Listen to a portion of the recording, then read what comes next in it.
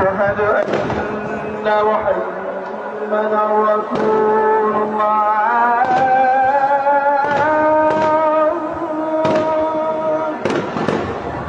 أشهد أن محمدا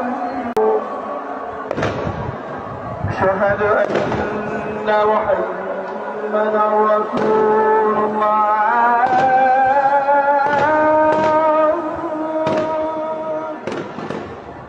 أشهد أن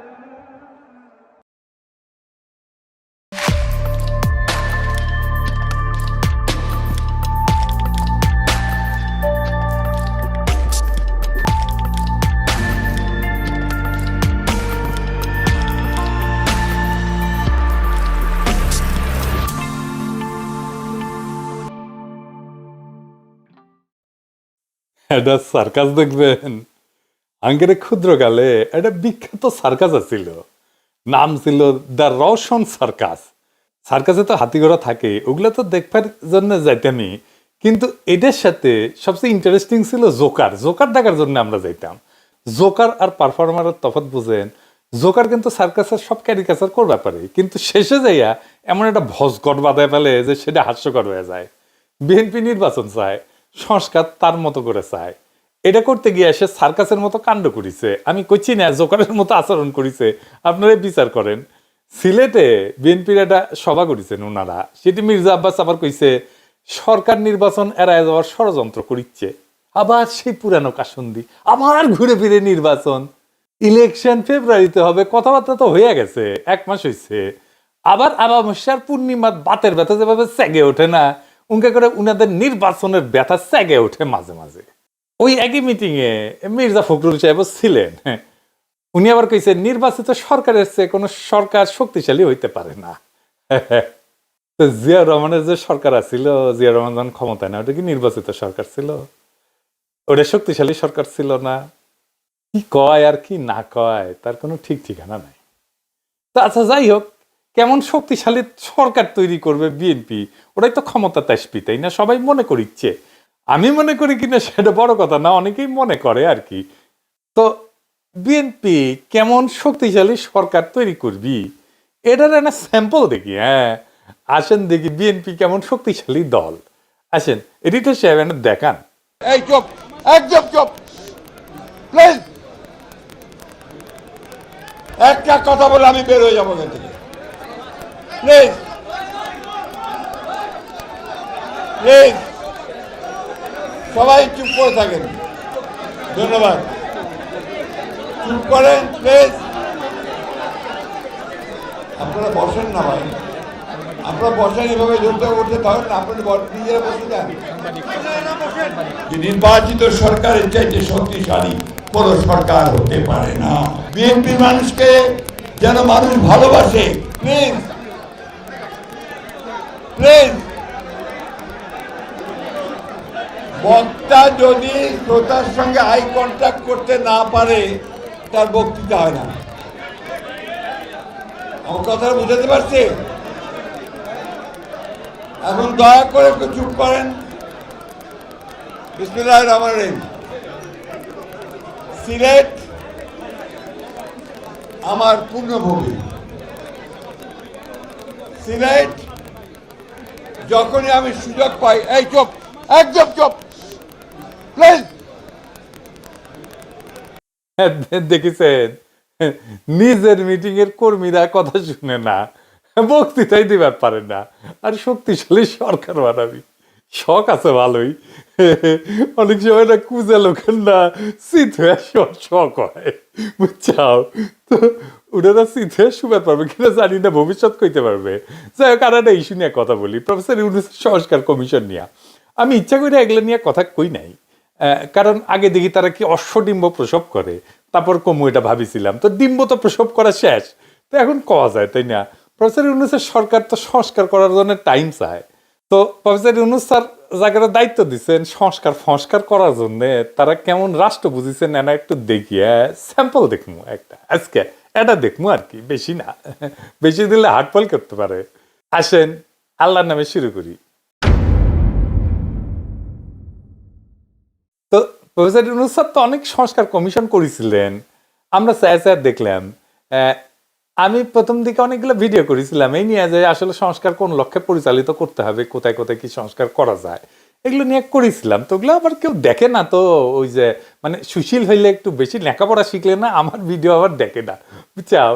তো যাই হোক, ওদের তো দেখে নাই আর কি। অনেক বড় বড় রিপোর্ট দেখলাম জমা দিছে সবাই। তো এ পুরা কষ্ট করলে পানি পড়ে যাবে স্যার, আমি আগে কয়ে দিলাম। হ্যাঁ, কারণ কেন সংস্কার করে আমরা কি হাতি ঘোড়া করবো, কি অর্জন করতে চাই, এই ধারণাটা পরিষ্কার ছিল না কারো কাছে, যাদের দিয়ে করেছেন আর কি সংস্কার কমিশন।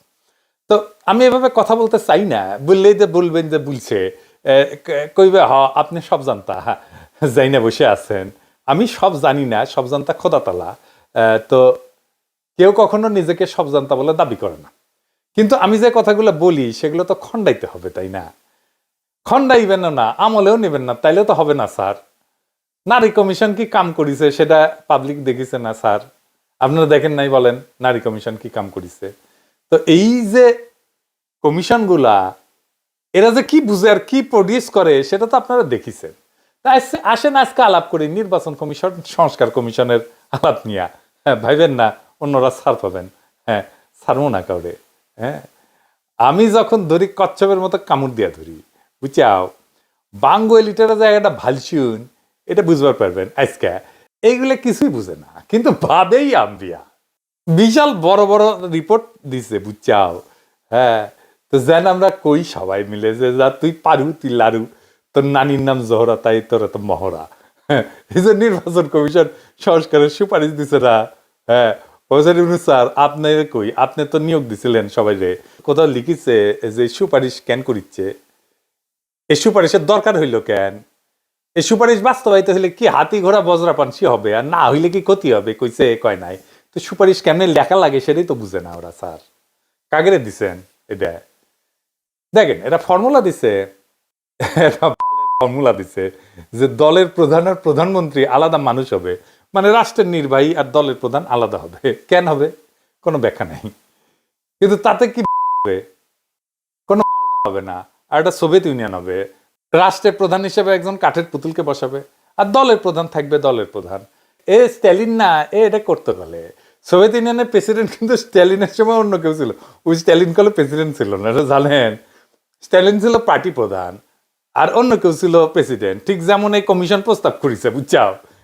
স্ট্যালিন ওইরকম কাঠের পুতুল একজনকে প্রেসিডেন্ট বানাইতো, তারে কেউ চিনত না, কেউ পাত্তাও দিত না, বুঝতো না। আর নিজে থাকতো জেনারেল সেক্রেটারি, পার্টির জেনারেল সেক্রেটারি। এই যে মিকাইল কালিনিন, উই ছিল প্রেসিডেন্ট 1919 সাল থেকে 1946 সাল পর্যন্ত প্রেসিডেন্ট ছিল, বুঝছাও।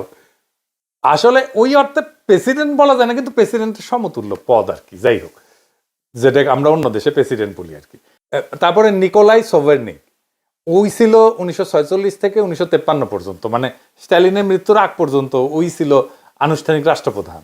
তো স্ট্যালিনের মতো স্বৈরাচারের উত্থান কি ঠেকাতে পারছে সোভিয়েত ইউনিয়ন? এটা কইরা এই সিস্টেমই তো ছিল, পার্টি প্রধান আর রাষ্ট্রপ্রধান আলাদা থাকবে, এটাই তো সিস্টেম ছিল। তো এই হইতেছে ওদের ইতিহাস, ওটা জানেও না ইতিহাসে কি হয়েছে, কোন দেশে কি হয়েছে। এরা নাকি ব্যালেন্স অফ পাওয়ার আনবি।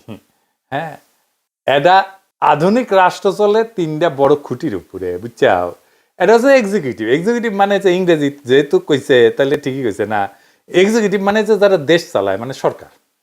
লেজিসলেটিভ মানে যারা আইন বানায়, মানে সংসদ। আর জুডিশিয়ারি মানে যারা বিচার করে, মানে আদালত। তার মানে সরকার, সংসদ, আদালতে তিনটা আলাদা জিনিস। এই তিনজন যদি একে অপরের ভুল ধরতে না পারে, তাহলে তারা চাইলে যা খুশি তাই করতে পারবে। আর এই জন্যই দরকার হয় সেকেন্ড ব্যালেন্স, মানে একে অন্যের উপরে নজরদারি করবে। এটাই হইতেছে সেকেন্ড ব্যালেন্স। তো সমস্যা কোথায়? সমস্যা হচ্ছে বাংলাদেশ সরকার, সংসদ এই দুইটা একই নির্বাচনে ঠিক হয়ে যায়। হ্যাঁ, বুঝছাও। যে দল নির্বাচনে যেতে সে ধর সরকার চালায়, সংসদেও সে সংখ্যাগরিষ্ঠ হয়। ফলাফল হয় কি? সরকার যা খুশি তাই করতে পারে, যেমন বাজেট পাস, ট্যাক্স বসানো, আইন বানানো, কোনো বাধাই নেই কেন। কারণ সংসদও তো তাদের নিজেদের লোক দিয়ে ভর্তি। তো তাইলে এটা কিসের সেকেন্ড ব্যালেন্স হইল? এটা তো হইলো আপনি নিজে বিচারক, নিজে অভিযুক্ত, নিজেই মুক্ত। আসেন এটা দেখি অন্যরা এটা কেমনে করে। আসেন আমি যেটি থাকি ফ্রান্সের, এই ফ্রান্সের একটা এক্সাম্পল দিই। ফ্রান্সের প্রেসিডেন্ট ছিল চার্লস দ্য গল। 1958 সালে নতুন সংবিধান করলেন। উনি বললেন রাষ্ট্রপতি আলাদাভাবে নির্বাচিত হবে, সংসদ সদস্য আলাদা নির্বাচিত হবে, দুইজনের ক্ষমতা আলাদা, হিসাবও আলাদা। ফলে একে অন্যকে সেকেন্ড ব্যালেন্স করতে পারে, কেউ কাউকে পুরোপুরি নিয়ন্ত্রণ করতে পারে না। ফ্রান্সের আগের সিস্টেম করলে আমাদের মতো ছিল, বুঝছাও, কেমন কাম করতো না, ডিসফাংশনাল ছিল, এটা দল সবকিছু কন্ট্রোল করে ফেলতো আর দেশ অচল হয়ে যেত। চার্লস দ্য গল সেটা ভেঙে দিছিলেন। আমেরিকার এক্সাম্পল দেখেন, প্রেসিডেন্ট আলাদা নির্বাচিত হয়, সংসদের 2 কক্ষ, সিনেট আর হাউস, তাও আলাদা ভোটে। এমনকি প্রেসিডেন্টের মেয়াদের মাঝামাঝি সংসদের নির্বাচন হয়, বুঝছাও। মানে প্রেসিডেন্ট আর সংসদ কেউ কারো চাকর না, একজন আর একজনকে নিয়ন্ত্রণ করে। আর বাংলাদেশের এক্সাম্পল দেখেন, একবার ভোট হইলে সংসদও হয়, সরকারও হয়, সরকারের ইচ্ছাতে সংসদ চলে। তাহলে সংসদ আর আলাদা কি? এটা তো তাহলে সরকার একটা জি হুজুর অফিস, তাই হয়েছে। তাই বাংলাদেশের সরকার যা চায় তাই হয়। যেই দেশে একটা ভোটে সরকার ঠিক হয়ে যায়, একটা ভোটে সব ঠিক হয়ে যায়, সেখানে কোনো বালসালের সেকেন্ড ব্যালেন্স হবে না। এগুলো বুয়া কথা, বুঝেই না কেমনে সেকেন্ড ব্যালেন্স করতে হবে। এরা একটা আইডিয়া দিছে, উচ্চ কক্ষ। এটা বিএনপিও করে চায়। বিএনপির 31 দফা স্পষ্ট লেখা আছে, উচ্চ কক্ষতে থাকবে এলিটেরা, মানে সাংবাদিক থাকবে, সাহিত্যিক থাকবে, ডাক্তার থাকবে, ইঞ্জিনিয়ার থাকবে, প্রফেসর থাকবে এরা। তো এটা ইংল্যান্ডে আছে, তারেক রহমান দেখিছে, এটা ইংল্যান্ডে উনি থাকেন, তাই এটা আনাই লিখবি। দেখবেন আছে প্রস্তাবে ইংল্যান্ডের NHS এর মতো করে স্বাস্থ্য ব্যবস্থা করবি ওরা। তো দেখিছে এটা করাই লিখবি। হ্যাঁ, বুঝছাও, টিনেজের পোলাপাট আছে না, ওরা ডাক্তার দেখলে কয় এটা মুই হোম, ইঞ্জিনিয়ার দেখলে কয় এটাও মুই হোম, আর সিনেমার নায়ক দেখলে কয় এটা মুখ হবাই হবে। তা বিএনপি যেটা দেখিছে সেটা তাকে হবাই হবে, বুঝছাও। আসেন আমরা দেখি উচ্চ কক্ষ কেমন, ভালসুনের মতো একটা বালসাল আইডিয়া দেখি। আসেন, এই আইডিয়া বাংলাদেশে সবার প্রথমে দেয়, জাসরে দেয় সিরাজুল আলম খান। সিরাজুল আলম খান আমার আগের এপিসোডে দেখেছেন, চিত্তরঞ্জন সুতার, রয় রেজেন ওর শিষ্য ছিল। এরপরে জাসদ এটা পূর্ণ উদ্যমে প্রচার করতে থাকে।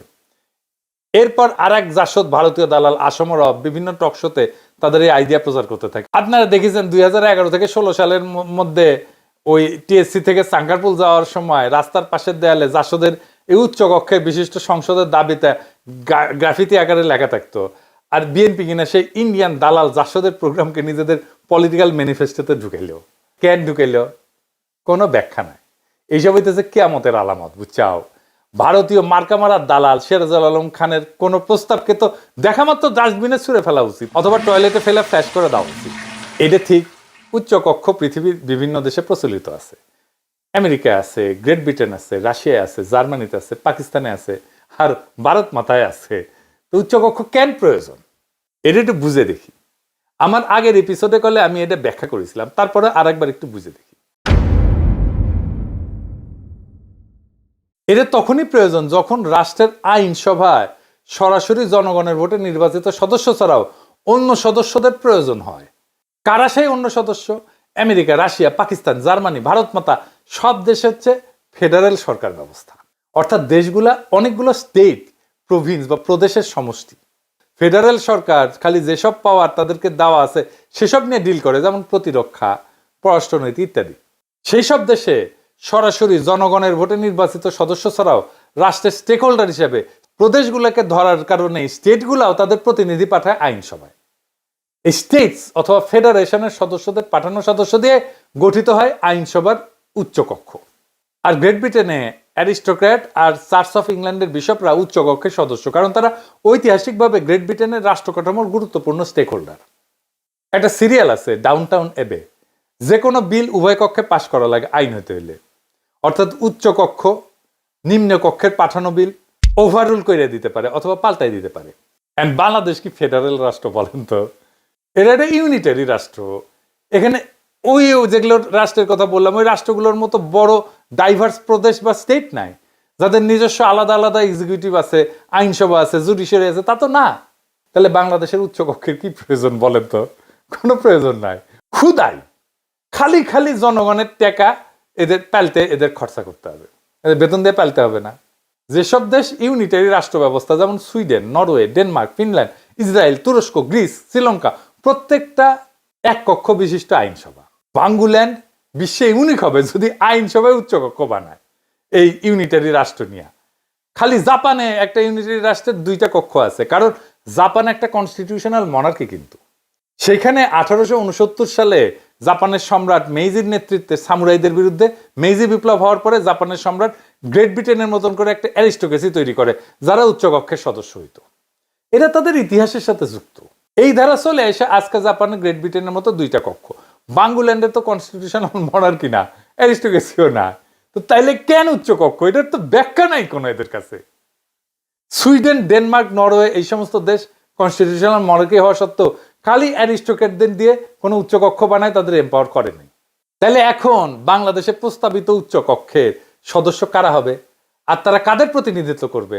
জনগণের সরাসরি ভোটে নির্বাচিত সদস্যরা তো জনগণের প্রতিনিধি হিসেবে আইনসভার নিম্ন কক্ষে থাকতেছিনি। আমরা বাংলাদেশের বৃহত্তম রাজনৈতিক দল বিএনপির 31 দফা বিশ্লেষণ করে দেখি, এখানে 6 নম্বর দফায় বলা আছে উচ্চকক্ষ বলতে তারা কি বুঝে আর তাদের সদস্যরা কাদের প্রতিনিধি। আসেন এটা একটু দেখি। বিএনপির 31 দফাতে স্পষ্ট লেখা আছে তারা উচ্চকক্ষে সমাজের এলিট সুশীল শ্রেণীকে বসাবে, প্রফেসরকে বসাবে, শিক্ষাবিদকে বসাবে, বিজ্ঞানীকে বসাবে, সাংবাদিককে বসাবে, সমাজ বিজ্ঞানীকে বসাবে, ইত্যাদি ইত্যাদি ইত্যাদি ইত্যাদি ইত্যাদি। তারা বুঝাতে চাইছে যে আমরা আম জনতা হচ্ছে চাষা ভুষা, মাথায় কিছু নাই, আমরা কিছু বুঝি না। এইসব এলিট সুশীলরাই হচ্ছে রাষ্ট্রের বিবেক, তাদের মাথায় বুদ্ধি আছে, তাদের ধন বড়, তাদের নলেজ বড়, তারা যা বলবে যা বুঝবে আমাদের চাষা ভুষাদের সেটাই মেনে নিতে হবে। এইসব সুশীলরা আমাদের চাষাদের পাশ করা বিল ওভারঅল করে দেবে, নিজেদের ইচ্ছে মতো সুশীল প্রগতিশীল ধারা যোগ করে আইন বানাইতে পারবে। আমরা এখানে যাতে আমাদের প্রতিনিধি পাঠায় যে আইন বানাবো সেটারে সুইরা ফেলে দিতে পারবে। এইটা দিয়ে আর বোঝানো হয়েছে আওয়ামী লীগ আমজনতার সরকার ছিল, কিন্তু আমজনতার সরকার থেকে ফ্যাসিস্ট হয়ে গেছে। এর উপরে যদি আওয়ামী সুশীল থাকতো তাহলে ওদেরকে লাইনে আনবার পারতো। কিন্তু আওয়ামী ফ্যাসিবাদ কে প্রতিষ্ঠা করছে? আওয়ামী সুশীলরাই প্রতিষ্ঠা করছে। আওয়ামী লীগের নর্মাল কর্মী সমর্থক যতটা উগ্র, আওয়ামী লীগ সুশীলরা তার চেয়ে শতগুণে উগ্র। মতি মাহফুজ, জাফর ইকবাল, শাহরিয়ার কবির, সুলতানা কামাল, মুনতাসির মামুন, অমি পিয়াল, নিঝুম মজুমদার, মুন্নি শাহ, সন্তোষ শর্মা, যত নাম আছে সব কয়টা ভয়ঙ্কর লেভেলের উগ্র চেতনাজীবী। আর এই সমস্ত আওয়ামী সুশীলেরা না থাকলে আওয়ামী লীগ কখনোই এত উগ্রতার দিকে যাইতো না। এরাই আওয়ামী ফাঁসিবাদের বয়ান তৈরি করেছে এবং এর ভিত্তি তৈরি করেছে। বিএনপি এখন মনে করে যে তাদের সুশীলরা আওয়ামী সুশীলদের চাইতে ভালো হবে, অথবা যেসব সুশীল এখন আওয়ামী লীগ থেকে বিএনপিতে যোগ দেবে তারা আমাদের চাষা ভুষাদের চেয়ে সুপিরিয়র ইন্টেলেকচুয়াল ক্যাপাসিটির অধিকারী হবে। দেখিচ্ছি তো বিএনপির ইন্টেলেকচুয়াল ক্যাপাসিটি দেখিচ্ছি আমরা, বুঝছাও? এক এক করে ধৈর্য দেখাই দেবো যে কে কি মাল, বুঝছাও? আমরা আম জনতা এটা কখনো মেনে নেব না, কখনো আপনারা মানবেন না, উচ্চ কক্ষ মানবেন না, সুশীলদের সুতিয়াগিরি মানবেন না, ওদেরকে দিয়ে উচ্চ কক্ষ বানাইতে দিবেন না। বর্ষা বিপ্লব শুধু হাসিনার পতনের ডাক ছিল না, ছিল রাষ্ট্রের এই বেহায়া কাঠামো ভাঙার শপথ, ছিল এই সুশীল এলিটদের সুতিয়াপনা ধ্বংস করে দেওয়ার শপথ। আর এখন বিএনপি সেই ভাঙা কাঠামোর নতুন রং তুলি দিয়া উচ্চ কক্ষ বানাবে, সুশীল এলিট বসাবে, প্রফেসর, সাংবাদিক, টকশো রত্নরা আইন বানাবে। মানে আম জনতার ভোটে আসা প্রতিনিধি থাকবে নিচে, জ্ঞানের জাহাজারা থাকবে উপরে। এটাই নাকি গণতন্ত্র। হ্যাঁ, দলের প্রধান আর রাষ্ট্রপ্রধান আলাদা করে তো তারেক রহমান আসুক আর যেই আসুক, আমরা কি তৈরি করবো আর একটা গরিবের স্টালিন? নিজে থাকবে দলে আর সরকারের মাথায় বসাবে একখান কাঠের পুতুল। ইতিহাসটা এই সার্কাস আগেই দেখিছে, আরেকবার দেখবে, আরেকবার আমরা এটা দেখবো না।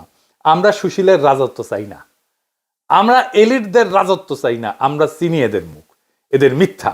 আমরা চাই জনগণের শাসন, উচ্চ কক্ষ না, উচ্চ জবাবদিহিতা চাই আমরা সরকারের কাছে। গণতন্ত্রের সার্কাস চলে না, এবার কেউ ছাড় পাবে না। এই বিপ্লব এলিটদের বিরুদ্ধে, এই বিপ্লব রাষ্ট্রের মালিকানা ফেরানোর জন্য কাগজের সংস্কার না, ভালসুনের প্রস্তাব না। আমরা চাই জনগণের রাষ্ট্র, সে যেন বুঝে আমি প্রজা না, আমি দাস না, আমি রাষ্ট্রের মালিক। সেই শক্তি, যেই সংস্কার জনগণকে দিতে পারবে সেটাই আসল সংস্কার। আজ সেই সংস্কার করার সুযোগ ছিল, হেলায় হারাইলাম। তবে আজ না পারি, এক সময় না এক সময় আমরা সেটা অবশ্যই করব। সেই দিন হবে জনগণের প্রকৃত মুক্তি, প্রকৃত বিজয়। সেই লড়াইয়ের পথ থেকে কখনো সইরেন না। আমরা সেই বিজয় আবার ছিনায় আনবো, একদিন না হয় একদিন, ইনশাল্লাহ। ইনকিলাব জিন্দাবাদ।